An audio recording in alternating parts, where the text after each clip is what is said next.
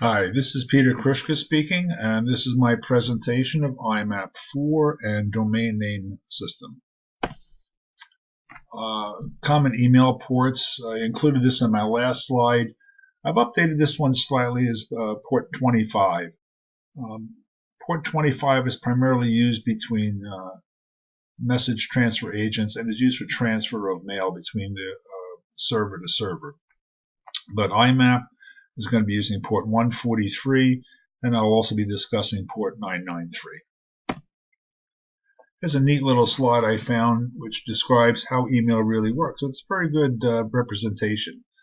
I'm going to primarily be discussing the recipient's mail client, the message user agent as it communicates with the recipient's mail transfer agent. And I'm going to get into a full dialogue discussion between these two and break down the commands between these two client and server. Now, an overview of IMAP4 is, first of all, IMAP stands for Internet Control Message Protocol. It receives messages from the server mailbox, so it is a receive-only protocol. It allows for complete mailbox management, which is unlike its predecessor, POP3. The current version is IMAP4, and that's been defined by Request for Comment 3501. I will rely heavily, or I will refer heavily to that particular RFC throughout the course of this presentation. IMAP listens on TCP port 143, and IMAP-S communicates over TCP port 993. And I'm going to ask my listeners to look at IMAP-S with a bit of skepticism, because later on I'm going to be discussing a command called start TLS.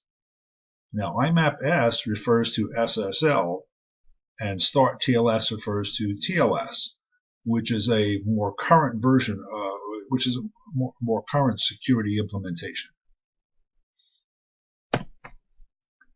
Now, in the command structure, or IMAP4 commands, it's a line-by-line communication scenario, and there are two communication mechanisms. The first one is the client is either the sender and the server is the receiver, or the second is the server is the sender and the client is the receiver. The syntax for commands is specified in RFC 3501. Client lines begin with alphanumeric, in this particular case typically alpha 001, and that's considered a tagged comment. Server lines begin with a star token, a star, and it's called a token.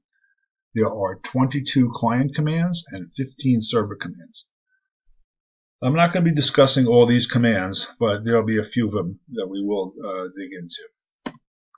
All right.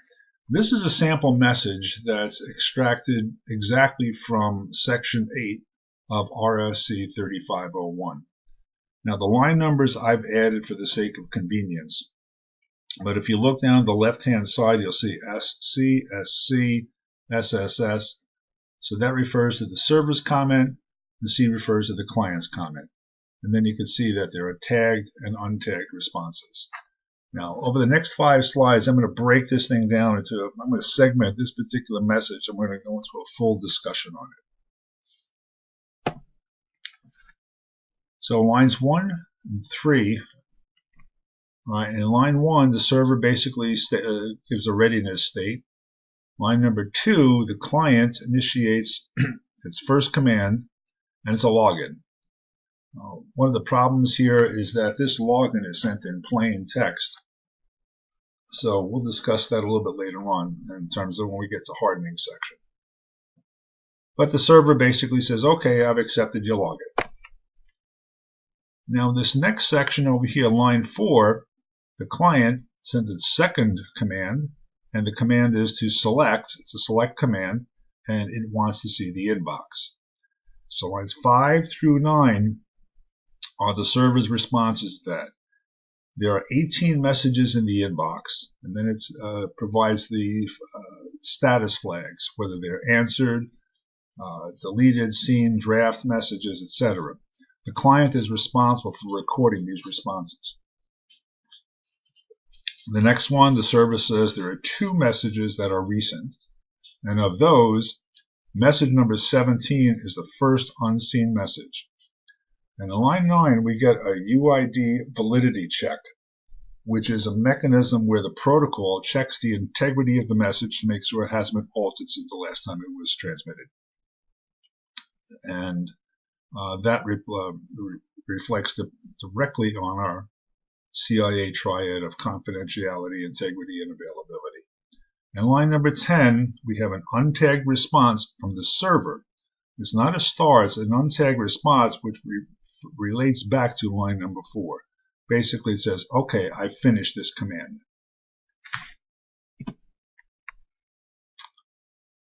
Line number 11 is the fetch command. And the client is now asking to fetch message number 12, and it uses a macro, and it refers to a macro of full. This full is again discussed in RFC 3501, and then it points to another RFC, but it's beyond the scope of this discussion.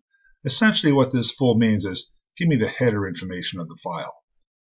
So the server does that. It fetches the flags, here's the date, and the envelope size of the message, and some core information about it.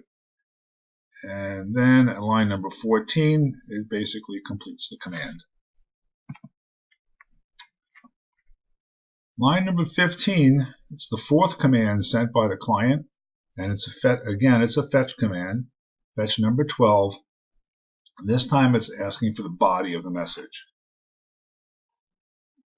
Now the author basically deleted a lot of this for the sake of brevity, but lines 17 through 26 would be the incomplete message. And I found in my experience that it pays, if you take the time to read these, it actually begins making there's intelligence here. It makes sense. Some of us tend to look at this and be overwhelmed with what may appear to be gobbledygook, but there is intelligence here. So if you take the time to parse it and read it line by line, it makes sense. And finally, line number 27, the fetch is complete. Now, in POP3, when a message was read, it was moved from the server to the client's local device and then deleted. Here in IMAP, we have the ability to manage messages more explicitly. And here's an example. In command 5, it's a store command, store message number 12, and the flag I'm sending you to operate on is the delete flag. So we're explicitly asking the server to delete that message. And the server responds with the message, flags the message as having been seen and deleted, and then replies with the completion command. Which, by the way, I hadn't mentioned, but typically a successful completion of a command will be okay. And then finally we get the logout sequence. It's the 6th command. The client initiates a logout, and the server very politely says, bye-bye.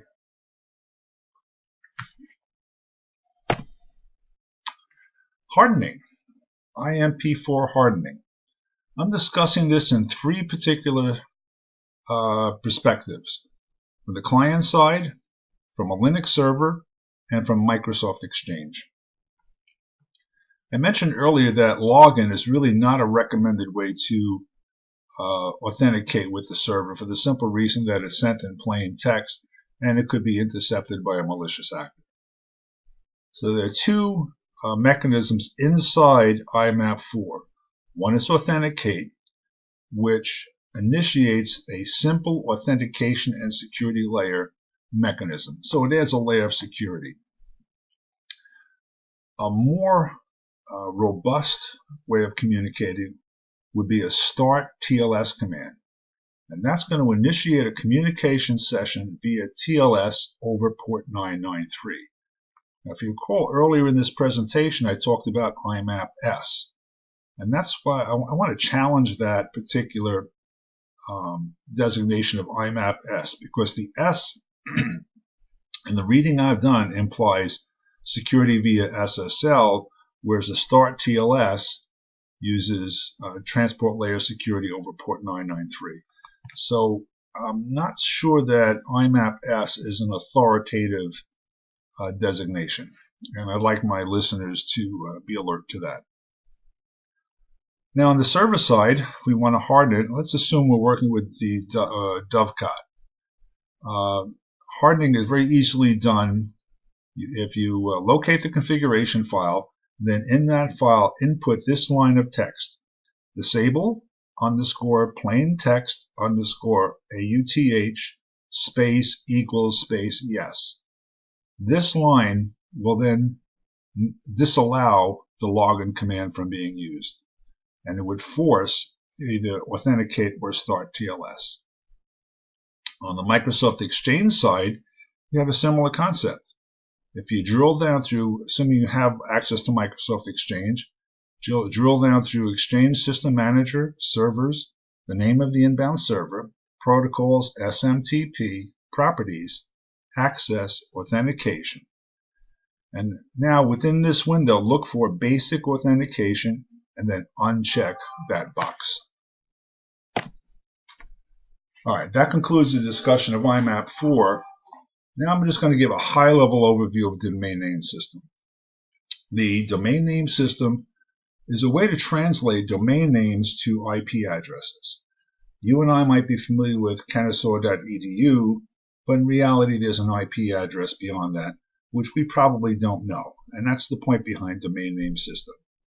The domain name system is a database server that manages the mapping of names to IP addresses for us. Now within the domain name space, we have domain names, we have IP addresses, and it's a tree-like data structure. And within that structure there are nodes, and every node has labels, and there are resource records associated with those labels. Domains can further be broken into domains. Domains can be further broken into zones. And zones, within a zone, there could be multiple domains. But there's only one manager of a zone, and the authoritative server gives answers for that domain. Alright, now the server stores records for the domain, and it responds to queries. So for example, if we are looking for Kennesaw.edu or Yahoo.com, that would be a query, and the nearest domain server would respond to that query. Now I'm going to be discussing, there are various types of records, and I'm going to be discussing just a few of them, specifically the start of authority and the name server. This is a very nice schematic I lifted from Wiki, which defines domain namespace. Now the top level you have root. So for example, let's say this is edu. Down off here to the left, this might be the Georgia University system. Under that, you might have Kennesaw, and possibly delegated further, you might have Polytech as a subset of or subzone of KSU. I want to discuss now the NSLOOKUP command, or the name server lookup. It's an older Unix command that should be available to Ubuntu. And the command is you start NSLOOKUP, you set your query as to namespace, tell it the domain you're looking for, and then it will respond with non-authoritative answers, which are non-authoritative means that the records are cached. Now the second half of this is included over in this next slide, and these are the authoritative answers. So I found 6 servers within KSU that are authoritative name servers. Hardening DNS is very difficult. There are various types of attacks: spoofing, hacking, poisoning, where a valid IP address is replaced with a malicious actor's IP address. Now, RFC 2535, or DNS security, is been presented, but unfortunately it's not backward compatible. And given the scope of implementation, it will be very difficult to patch everything, to install that. So the best recommendation is to keep your software patched. And it looks like I'm just about out of time for this presentation, so thank you very much. And these are the references I've used to prepare this presentation, and I hope you enjoyed listening. Thank you very much, and have a good night.